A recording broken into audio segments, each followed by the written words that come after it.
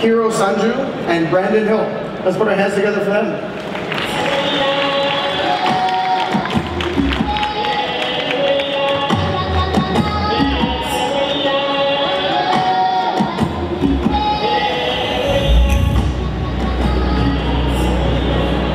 Hey, hello everyone. It's great to have you guys this afternoon.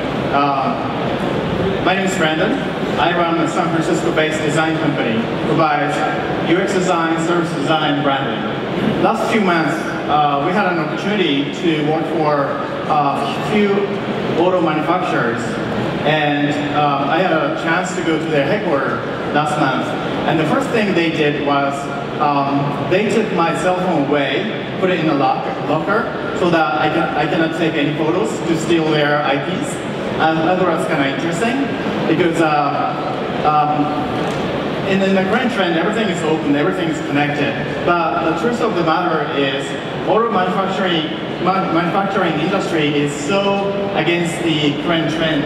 I would have to say they are so disconnected, closed, focusing on the hardware, and they're chasing after specs instead of user experience. And take Tesla for example. They're not an auto manufacturing company anymore. They're more a software company, and they're like a startup. And today we have a couple of guest speakers working for traditional automotive manufacturers, Honda and Yamaha, Nick Sugimoto and Hiro Saijou. Thank you very much for joining today.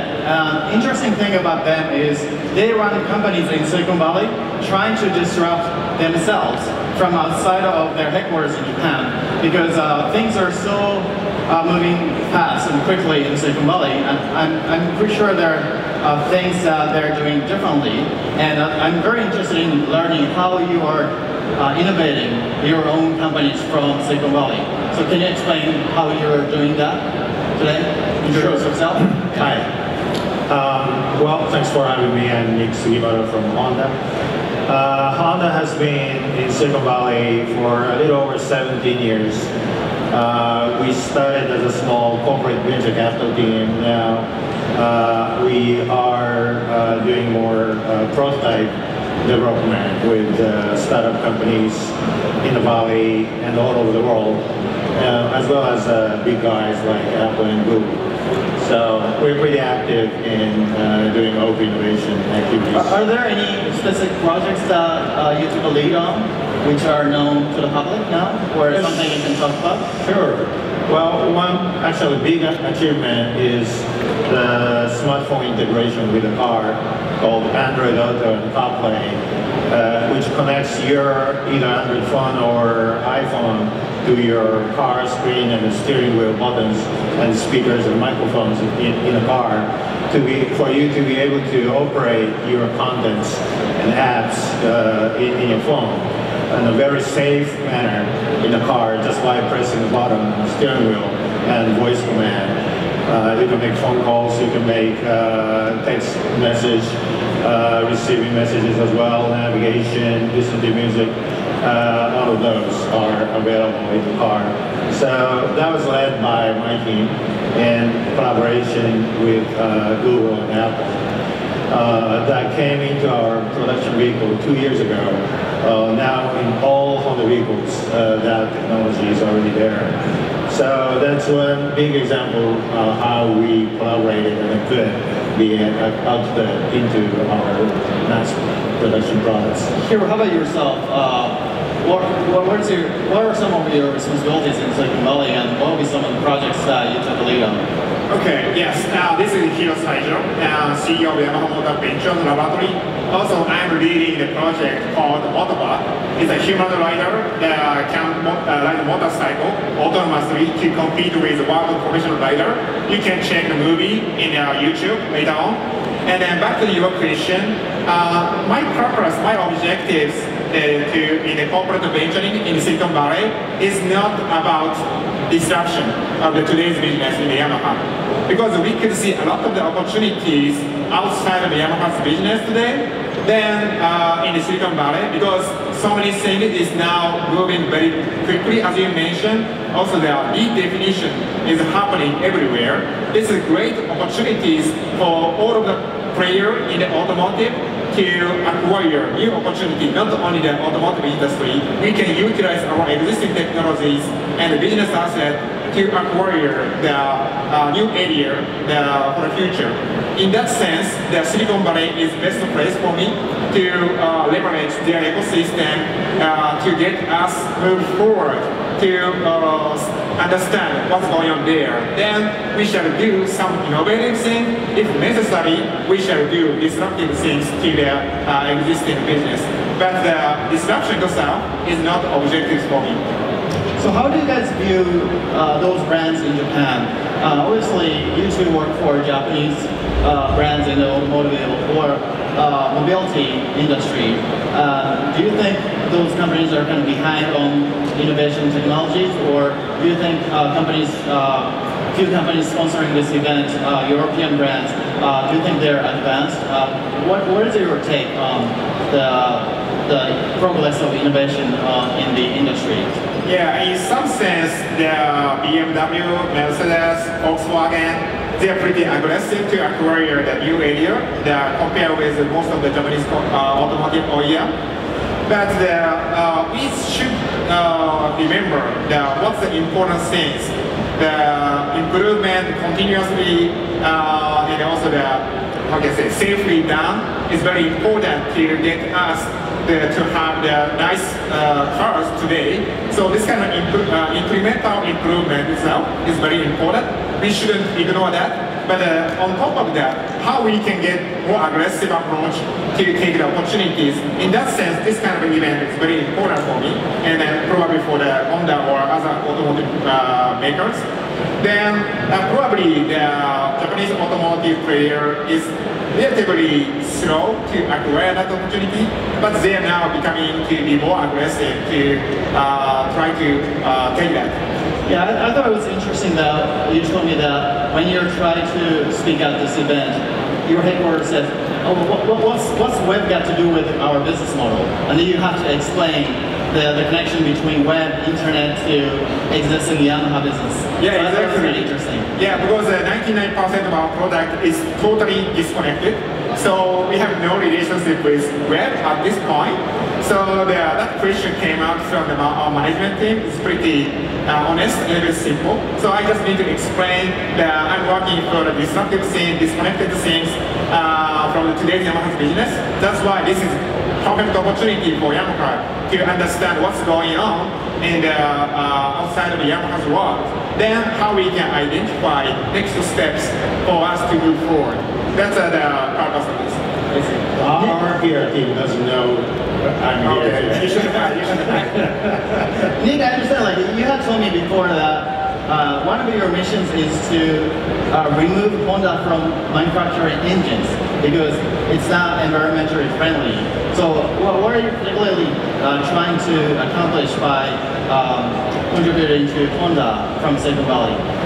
Yes, Honda is actually the largest internal combustion engine producer in the world. We built a little over 30 million engines per year. And those engines go onto automobiles, motorcycles, power equipment, all of those. But at the same time, Honda actually built the first self-driving car about 30 years ago. We have been working on self-driving technology for a long, long time. And one spin-out from that is a personal humanoid robot. So we have been pretty active in research in robotics and automation.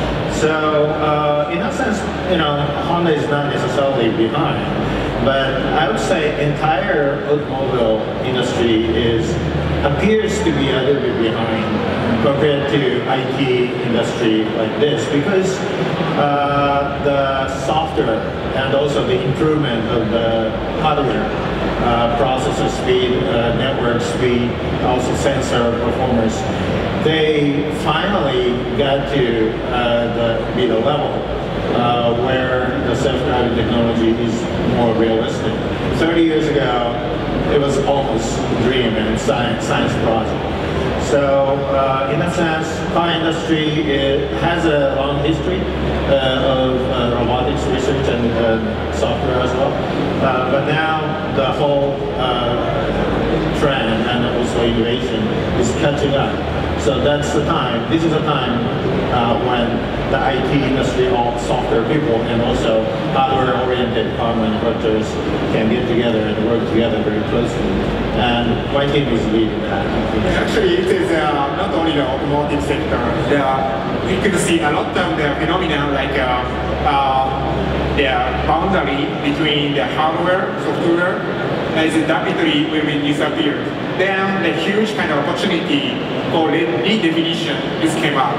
Right? Not only the automotive industry, but also in the other industry sector, we shall use the robotics technology, artificial intelligence, the IoT, big data, how we can utilize those technology to get those existing industry to be smarter, greater, and much convenient for the people.